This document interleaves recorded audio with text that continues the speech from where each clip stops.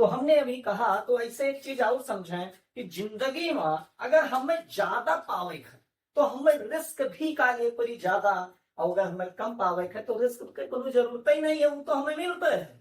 तो सीधी सी बात समझें, जैसे एक हमारे पास दो दिमाग, एक होते पॉजिटिव और एक होते नेगेटिव। इसका मतलब क्या है, अगर एक गिलासा में पानी आधा भर गया है तो हम एक चीज कह सकते थे, अगर पॉजिटिव सोच रहा है तो कहबे आधा भरा है, और अगर नेगेटिव सोचे थे तो वही लागे कहबे कि गिलासा आधा का है, खाली है। तो हमें खाली सोच के नेगेटिव विचार अपने दिमाग के अंदर नहीं लेके आना है, बल्कि हमें क्या करना है, पॉजिटिव सोचना है। तो इसी बात पे मैं कहता हूं, एक बात मुझे याद आ गई कि सुना है कि आज समंदर को भी गुमान आया है, सुना है कि आज समंदर को भी गुमान आया है, वहां ले चलो मेरी कश्ती जहां तूफान आया है, वहां ले चलो मेरी कश्ती जहां तूफान आया है। तो इस बात को याद रखिएगा, कठिनाइयां तो जीवन में आती जाती रहती है, लेकिन उससे टकराना केवल जानते हो उन्हीं का काम है जिनके पास साहस होता है। तो साहस रखिए, धैर्य रखिए, मिलेगा। फिर एक बात और है, पेशेंस। पेशेंस बहुत जरूरी है। जिसके पास पेशेंस नहीं होता वो रास्ते से ही क्या होते हैं, डिफीट हो जाएंगे, और डिफीट हो करके फिर क्या होंगे, चले आएंगे। कोई आपसे कहता है कि तुम ये नहीं कर सकते हो, तो तुम्हारी ताकत का अंदाजा तब लगेगा जब तुम वही काम करके दिखा दोगे। तो इसीलिए मैंने जो बातें कही उस पर ध्यान दे करके आपको निरंतर पढ़ाई करना है। अगर कोई कहता है कि आप बोर्ड एग्जाम टॉप नहीं कर सकते हो, तो आप कहना एक ही रहे कि मैं बोर्ड एग्जाम टॉप कर सकता हूं। तो अब हम लोग उसी आक्रम में बढ़ते हुए, मैं कक्षा 12 का एक चैप्टर है जिसका नाम है विलयन, मैं उसके कुछ टॉपिकों को लेकर के आपके सामने प्रस्तुत करता हूं, जिसको आप क्या करिएगा, स्क्रीनशॉट ले लीजिएगा या साथ साथ में नोट करते रहिएगा। तो हम पहले लिखते हैं विलयन के बारे में। विलयन क्या है?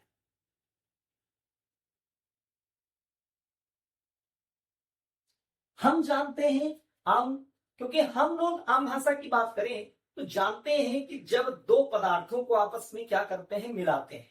लेकिन फिर बात आती है कि क्या सभी दो पदार्थों को मिला देने से विलयन बनता? नहीं, बिल्कुल नहीं बनता। इसके मतलब क्या होना चाहिए, जलीय होना चाहिए। क्या होना चाहिए, जलीय होना चाहिए। नंबर एक बात। दूसरी कंडीशन कि दोनों की प्रकृति समान होनी चाहिए, जो घुल रहा है उसकी भी और जो घुला रहा है उसकी भी। क्योंकि हम जानते हैं एक पदार्थ को दूसरे पदार्थ में क्या किया जाता है, घोला जाता, और तभी हमें किसकी प्राप्ति होती है, विलयन की प्राप्ति होती है। जैसे हम इमेजिन करते हैं, कुछ देखते हैं कि ये हमारा मान लो एक भगोना पानी है, और उस भगोने पानी में मेरा मन है कि हम शरबत बनाएं। क्या करें, शरबत बनाएं। तो हमने उस एक भगोने पानी में कुछ चीनी क्या कर दी, मिला दी। अब एक बात समझिएगा कि चीनी भले ठोस हो और पानी क्या है, द्रव है, और चीनी घुल भी जाएगी, लेकिन एक बात हमें याद रखना है कि चीनी इसलिए पानी में घुलती है क्योंकि चीनी की प्रकृति और पानी की प्रकृति एक जैसी पाई जाती है। इसीलिए पानी चीनी को अपने अंदर आसानी से क्या कर लेता है, घुला लेता है। तो फिर समझिएगा बात, घुला लेता है। एक शब्द आया, इसके मतलब कि जो पदार्थ घुलने वाला होगा उसको क्या कहा जाएगा, विलेय कहा जाएगा। इसके मतलब चीनी क्या हो सकती है, विलेय हो सकती है। मान लो घुल करके क्या बना है, विलयन बना है। घुल करके क्या बना है, विलयन बना है। तो उसका एक घटक क्या है, विलेय। मतलब जो पानी में घुल गया है उसको क्या कहा जाएगा, विलेय कहा जाएगा। क्योंकि किसमें घुला है, पानी में, तो पानी को क्या कहते हैं, विलायन। इसका कहने का मतलब है जब किसी पदार्थ को कोई अन्य क्या करता है, घुला लेता है, तो उसको विलायक कहा जाता है, और जो घुल जाता है उसे विलेय कहा जाता है। लेकिन ये आम भाषा में बात है कि जैसे हम लोग कहते हैं कक्षा 2, 4, 5 में बताया जाए, या 10, 11 में बताया, मतलब 10 में बताया जाए, 11 तो बतिए छोड़ दिया जाए। लेकिन अब हमें ये चीज ध्यान देनी है, क्या चीनी सदैव विलेय होगी? इस बात पे हमें विचार करना है, ध्यान दीजिएगा। क्या चीनी ही सदैव विलेय होगी, किसी में घुलेगी? नहीं। विलयन सॉल्यूशन ये कहता है कि ऐसा नहीं, कहता है कि जिसकी मात्रा ज्यादा होगी वो सदैव विलायक होगा, और जिसकी मात्रा कम होगी वो सदैव क्या होगा, विलेय होगा। तो इस अनुसार क्या हो जाना चाहिए, पूरी डिफिनेशन ही बदल जानी चाहिए। तो देखते हैं कैसे बात है भाई। हम कहते हैं बार बार, हम यही जानते हैं भाई, अपने घर में शरबत बनाए होंगे तो बार बार हम ये सोचते हैं कि चीनी का पानी में घोल दो, चीनी का होती पानी में घुल जाती। गलत बात है। क्योंकि ऐसा विलयन स्वरूप मतलब जो हमारा चैप्टर है विलयन, उसके कथनानुसार ये सभी नहीं है। क्योंकि उसका कथन है कि भले विलय और विलायक की प्रकृति एक जैसी हो, जिससे वो दोनों एक दूसरे में क्या हो, घुल जाते। अगर भाई हम क्या मान लें कि विलय वही है जो घुल जाए, तो भैया हम मानते हैं कि ठीक है कि चीनी घुलती है किसमें, पानी में। लेकिन एक बात आप सोचें कि अगर मान लो एक बोरा चीनी हो, एक बोरा चीनी, ठीक हुआ, एक बोरा चीनी, और यमहन हम का करी 100 ml का छोड़ दे पानी। अब आप इमेजिन करिए नहीं सर कि विलय और विलायक का मतलब इन आई है कि जो भूल जाए। एक बात समझे बात का, जह की मात्रा ज्यादा है उस सदैव का होत विलायक, और जी की मात्रा कम हो तो का होत विलय। इमेजिन करें, क्योंकि एक बोरा चीनी में जब हम पानी छोड़ब 100 ml, तो पनिया पूरे चीनिया का ना घोलाई पाई, बल्कि जौन ई पनिया है इस चीनिया में जाए थे अपने आप का हुई थी, घुलाई दी, घुल जी। एक मतलब का है कि एक बोरा चीनी नहीं घुल रही है, बल्कि एक बोरा चीनी में कौन घुल रहा है, पानी घुल रहा है। एक मतलब जह की मात्रा ज्यादा हुई वह का कहीं है विलायक, और जह की मात्रा कम हुई वह का कहीं है विलय। तो एक मतलब समझे बात का विलयन में कि विलयन के तो पहली बात कई घटक होते हैं, देख कई घटक देख, एक होता है विलय और एक होता है विलायक। देखिएगा ध्यान से, तो आप समझिएगा कि जिसकी मात्रा ज्यादा, एक पॉइंट हम लिखते हैं, जिसकी मात्रा ज्यादा, जिसकी मात्रा ज्यादा होती है विलायक कहलाता है,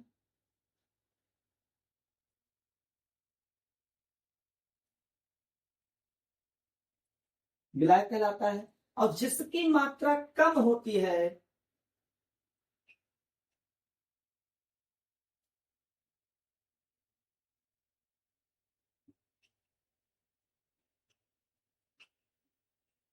विलय कहलाता है।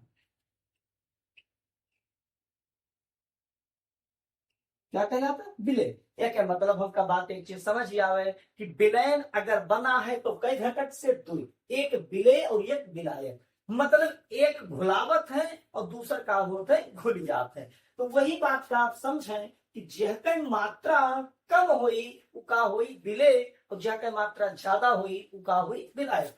तो इस प्रकार से जब विलय और विलायक आपस में मिलते हैं तो किसका निर्माण होता है, विलयन का। किसका निर्माण, विलयन का। तो हम क्या कह सकते हैं कि जब दो पदार्थ समान प्रकृति के आपस में क्या होते हो, घुल जाते हो, कहने का मतलब है कि एक दूसरे में अपनी मतलब क्या आइडेंटिटी को खो देते हो। तो इस प्रकार से जब कोई घोल तैयार होता है तो उसको विलयन कहा जाता है। फिर से सुनिएगा कि दो ऐसे पदार्थ जो आपस में घुल जाए और घुल करके अपनी आइडेंटिटी को क्या कर दें, खो दें, अपनी पहचान को ही समाप्त कर दें, तो ऐसे घोल को विलयन कहा जाता है। क्या कहते हैं, विलयन कहते हैं। फिर से एक बार आप लिख लीजिएगा, मैं आराम से बोल रहा हूं कि दो ऐसे समान प्रकृति के पदार्थ जो आपस में क्या हो जाए, घुल जाए, और घुल करके अपनी आइडेंटिटी को क्या करते, खो दें, तो इस प्रकार से जो घोल बनता है उसको क्या कहा जाता है, विलयन कहा जाता है। और विलयन के कितने घटक होते हैं, दो,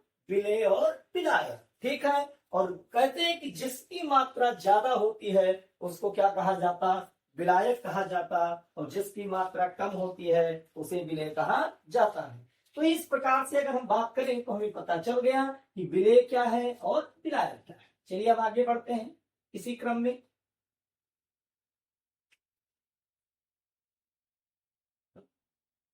अब हम बात करने वाले हैं कि मोलों की संख्या क्या है। व्हाट इज मोल, मोल क्या है, चलिए बात कर लेते हैं।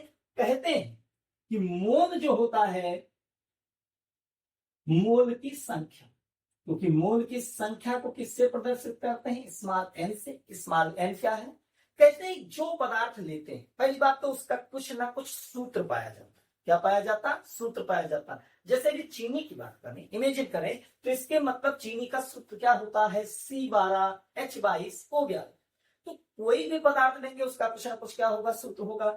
तो कहते हैं कि मोलों की अगर संख्या को मुझे ज्ञात करना है तो उसी पदार्थ का भार, क्योंकि हम अगर भाई विलयन में जब विलयन बना रहे होते हैं तो चीनी की कितनी मात्रा मिला रहे होते हैं ये ज्ञात होती है, क्योंकि हम जानते हैं कि 1 लीटर में हम क्या करते हैं 100 ग्राम चीनी मिलाएं तो चीनी की मात्रा कितनी है 100 ग्राम है। इसके मतलब चीनी की पदार्थ की मात्रा क्या है मालूम है, उसका भार क्या है मालूम है। तो कहते हैं कि उसी पदार्थ मतलब जो पदार्थ हम क्या कर रहे होते घोल रहे होते हैं उसी पदार्थ का भार किसमें होगा ग्राम में होगा। और कहते हैं कि जो पदार्थ हम घोल रहे हैं उसका भार किसमें है ग्राम में है, तो उसी का अणुभार भी क्या है होना चाहिए, अणुभार होना चाहिए। इसके मतलब कि मोलों की संख्या बराबर होता है किसी पदार्थ का भार या बटे उसी पदार्थ का अणुभार। इन्हीं दोनों के अनुपात को क्या कहा जाता है मोलों की संख्या कहा जाता है। चलिए इमेजिन करिए फिर से, जैसे हम इमेजिन करते हैं कि माना क्या माना 342 ग्राम चीनी को पानी में घोलकर चीनी को पानी में घोलकर एक विलयन का निर्माण हो, एक विलयन का निर्माण कर निर्माण करते हैं। तो कहते हैं कि जो चीनी है चीनी के मोलों की संख्या बताओ। निर्माण करते हैं तो विलयन में उपस्थित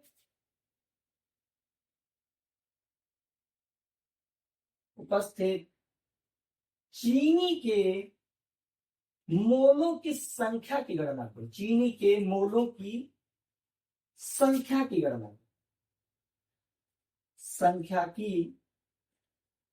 गणना करो, क्या करो गणना। चलिए भैया गणना करते हैं। सूत्र क्या है मोलों की संख्या बराबर क्या होता है भार बटे अणुभार। भार को किससे प्रदर्शित करते हैं W से, किससे प्रदर्शित करते हैं W से, या हम इसी को लिख सकते हैं कि पदार्थ का भार बटे पदार्थ का अणुभार। मोलों की संख्या बराबर होगा पदार्थ का भार किसमें होना चाहिए ग्राम में बटे पदार्थ का अणुभार, पदार्थ का अणुभार। अब भैया चलिए देखते हैं इसमें क्या कहा गया। माना 342 ग्राम चीनी है, इसके मतलब चीनी जो है एक पदार्थ है, इसका भार कितना है 342 ग्राम है। उसको पानी में क्या किया गया पानी में घोलकर एक विलयन तैयार किया। निर्माण करते हैं तो कहते हैं कि तो विलयन में उपस्थित जो चीनी है उसके मोलों की संख्या की क्या करो गणना। तो क्या लिखेंगे देखिएगा C12H22O11, क्योंकि चीनी का सूत्र क्या होता है C12H22O11। ब्रैकेट में क्या लिखेंगे N, क्योंकि हम क्या निकाल रहे हैं मोलों की संख्या, बराबर क्या होगा उसी पदार्थ का भार मतलब C12H22O11 का भार ग्राम में बटे C12H22O11 का अणुभार क्या होगा